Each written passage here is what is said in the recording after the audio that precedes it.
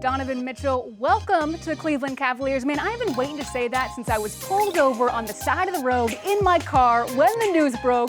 So excited for you to be here, man. But you're here, you're ready, you're excited. Just what is your emotion like right now when you're walking off that plane and you're finally here?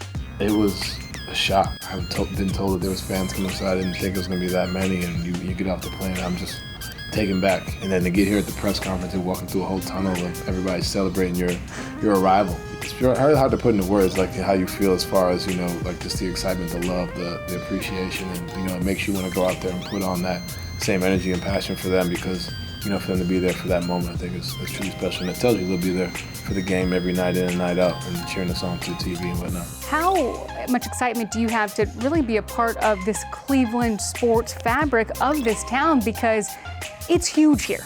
Everybody talks about it, man. It's just like the passion, the energy, the fight.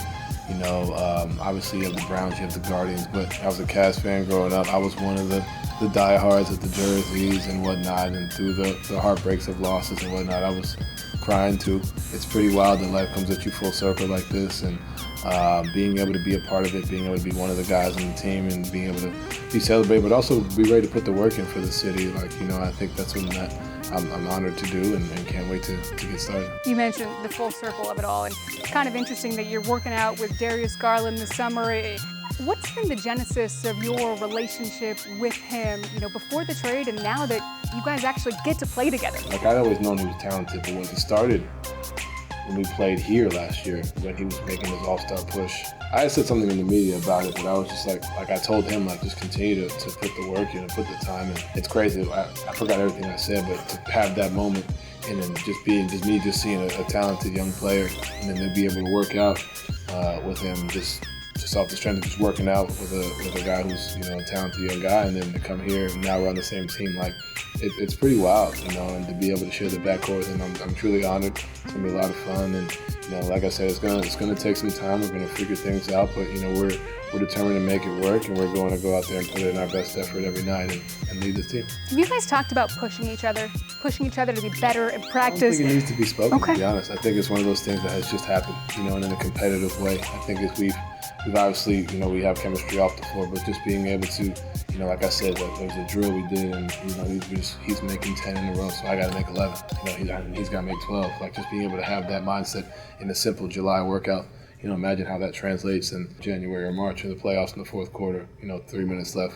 Being able to do different things. I think that's something that is truly going to be special. Look, we talked about the backcourt, but what about the front court? You had Evan Mobley in his second season. You've got Jarrett Allen.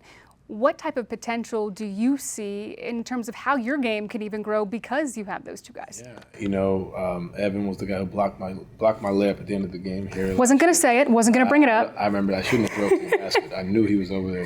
I still kick myself about it, but Mitchell works on Garland to the basket, rejected by Mobley.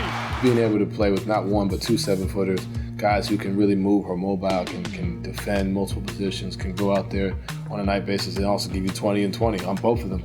Sprint the floor, set screens, roll, catch lobs, have touch in the inside. That for me is something it's awesome to be able to see that. And just as a fan of their game, not even just as their teammate, just as a fan of their game, those two guys are really talented.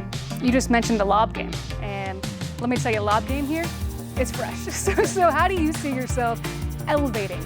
Garland for Mobley. Boy, does Mobley rise to crush that. I've watched a lot of clips already of just, DG getting in the paint creating, but for myself, just being able to draw the attention of bigs, of defenses, and then putting up the ball up there by the rim and making sure they allow them to go do what they do and catching. I've seen them catch some crazy ones, CJ catch some crazy dunks, Ev as well. So being able to, get down there and get in the paint and draw defenses and make those right plays, I think it'll be pretty special. Hey, you already knew some guys coming in here. You've got Ricky Rubio, Howell Neto, guys you played with back in Utah, even Kevin Love, who same trainer, right, in New York, and obviously this relationship with DG. How much easier is it to come to a team, to a situation that you have right now with the Cavs, with having those connections already? It means a lot. Obviously having Ricky, guy who's there, who's seen me literally from the get-go, the first day of my NBA career till now.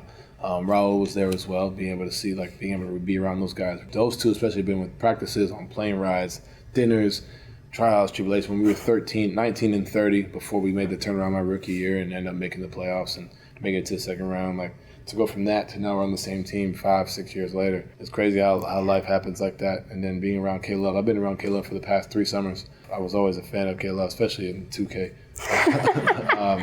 But, you know, I've always been a fan of K-Love and then have them be on the same team, like I said. And then you got Darius, who we've worked out with over in the summer. So it makes the transition much easier, you know, when you already know guys and, you know, you guys know guys' games, know what they like, what they dislike, and being able to kind of integrate in that way.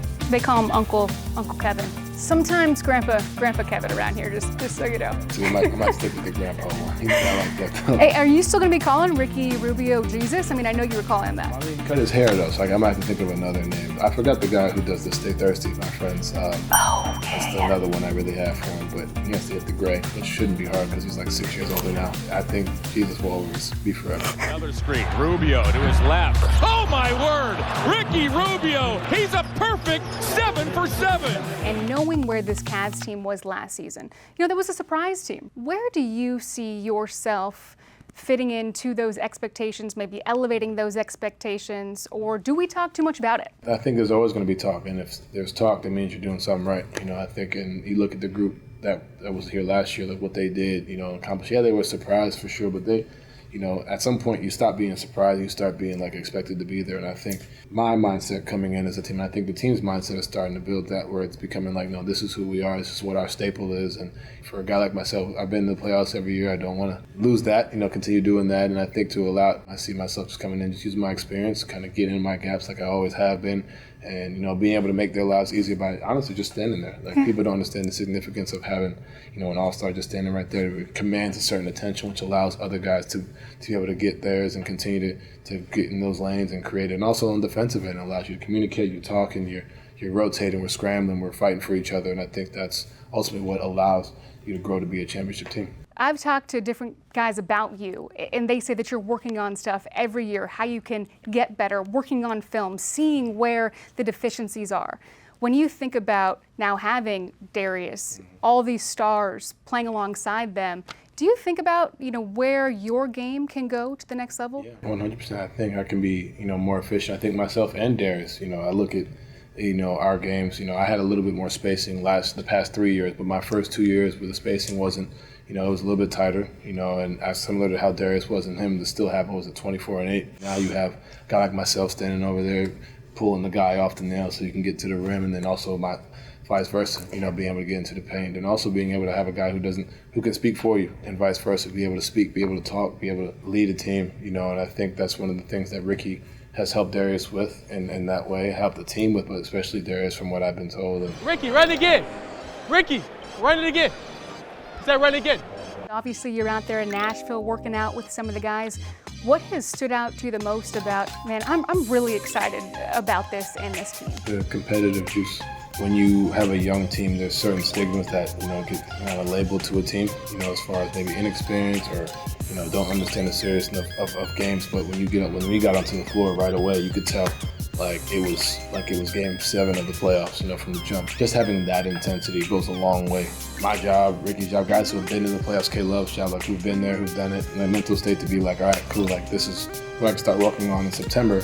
That way when I get to May, June, it's not like a shock. You know, it's not like, you know, oh man, like now they're not calling fouls today. Like you're getting used to that. They're taking those reps. You're repping it as though you're not going to get a foul call. You're repping as though, you know, you got to be there in the spot early to take a charge. You're not going to be able to get that in Milwaukee on the road or like, you know, whatever, in Brooklyn on the road. Like understanding that mindset and having that, you know, I think it's something that's really, really huge. Donovan, thank you so much for taking the time with us. We were already excited for you to be here, but now sitting here talking with you, chatting with you about where this team can go, we can't wait for you to get started, man. Thank you. Appreciate it. Thank you.